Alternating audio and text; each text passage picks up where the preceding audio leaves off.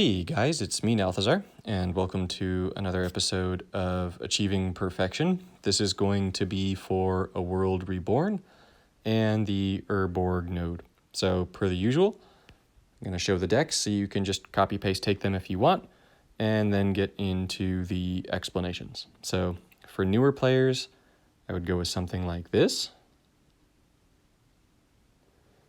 And for people with more expansive collections, I'd go more with one of the two here on the bottom. So this one here, or this one here. All right, so the node itself, Urborg. We need to win the fight. We need to summon 4 or more knights or fungi. Well, we've seen that one already twice, right? So Nubenalia, summon 4 or more knights, and Llanowar, summon 4 or more fungi. The fungi are bad. We don't like them. We don't use them. The knights, there are viable options. We use those. Kill 2 or more creatures. That's really, really easy, especially because Urborg has 4 creatures. So they're going to come out, you're going to kill them, and you get your 4 knights down, and you're done. Really, the only things getting in your way of winning are that Urborg has 208 health, and that you lose life equal to the number of black gems every time Urborg flashes his taint. That's not appropriate. I'm sorry. Right, Urborg's taint. I can't. No, we're done. Okay, let's get to the, yeah. Okay, so the decks themselves. If you have a smaller collection, because of Urborg's health total and the ability that he uses that's going to drain your life, you're going to want to make sure that you have something to get life back. So some kind of lifelink is important. I would either use Arvad if you can, along with cards like On Sarah's Wings, or you could go ahead in the event that you don't have Arvad or something like that. There's actually another knight from Dominaria. It's another uncommon knight that has lifelink that's pretty useful. So yeah, Danitha. This is a 3/3, and it has first strike and lifelink, which is nice. I personally prefer Arvad here because Arvad has death touch, and so with Gideon, when you give him vigilance, you're basically just guaranteed to go ahead and kill anything. And since you need to kill things for the objective, I like that. The other pieces to this really is going to play a lot like Nubenalia. Like a lot like Nubenalia. You just need to make sure that you're able to stay alive for longer. So God's Willing is just going to hopefully protect some of your creatures, and the rest of the pieces are the same. So for this particular one, this video is going to be pretty brief. You can check the Nubenalia video and see some suggestions there, but really play your knights, kill some creatures, and then kill Urborg, right? So for, I suppose, other suggestions for knights to use, you can use Forerunner of the Legion. You can just spam them if this is the only vampire in your deck. So that's going to get you a bunch of vampire knights, and then all the little 1/1 tokens have lifelink. So that's pretty nice. That can help keep you alive. And then stuff like Knightly Valor is bad. So yeah, wouldn't use any of those.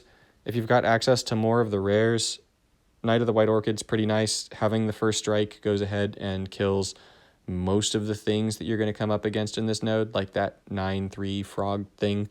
But you do have to beware of the shade, so that's something to think about. Conclave Guildmage is another very viable option. The tokens that it makes are knights. They've got vigilance, so they'll block things and kill them. That's pretty decent. But outside of that, Assure is always nice, but yeah, not too many options for this one because it's just knights. As for if you have more cards, I've really only got 2 other decks here just because you can run something like this Tamio in some other decks, but since you really are going to want to make sure you're using white and Sorin is bad, I would really go with something like this. So I like Vona a lot for this node. Vona is a 7/7 with lifelink, which is nice, and the vigilance along with the activate ability are both going to help ensure that you kill creatures. Cavalier of Dawn is a new card from M20 and is fantastic for this node because not only is it a knight, but when it enters the battlefield, it destroys a creature and creates a token for the opponent. So that means that your opponent just needs to summon one creature, and then you kill it with the Cavalier of Dawn coming out, and then you kill the Cavalier of Dawn token. So you really don't have to worry about the opponent playing 2 creatures. History of Benalia. Yes, it makes the tokens, which is wonderful, but the really cool thing here is that it gives the knights that you control first strike. And that's really cool because nothing that your opponent has will have first strike in this node.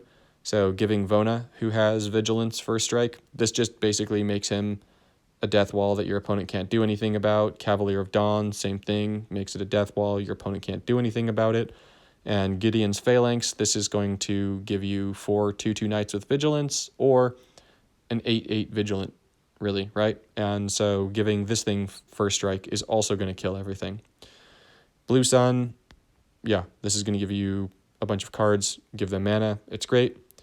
For kill spells, you're going to want to run something like Death Sprout with the Rupture Spire combo. This is just so good, there's like no reason not to use it. Turn to Frog is going to be really good here. Same reason as the Cavalier, in that you're just going to need them to play 1 creature, and then you can turn to Frog and then kill it with one of your Vigilance things or whatever.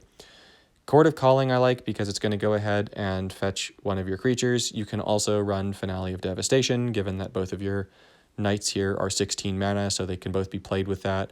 It doesn't matter too strongly. You can even run Summoner's Pact since the Vona has lifelink, so you can just use the lower mana cost and it's going to give you the life back anyways.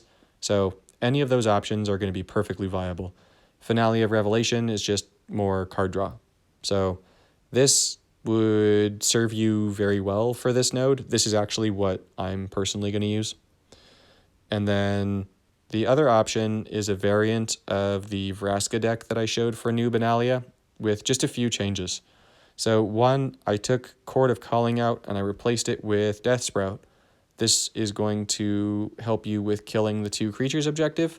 And I got rid of Plague Wind and I swapped it for the Great Aurora, because this is going to make it easier for you to board wipe yourself in the event that you expand too quickly and then you start macking on your opponent. So yeah, having those 2 in this makes it a lot better for this particular node.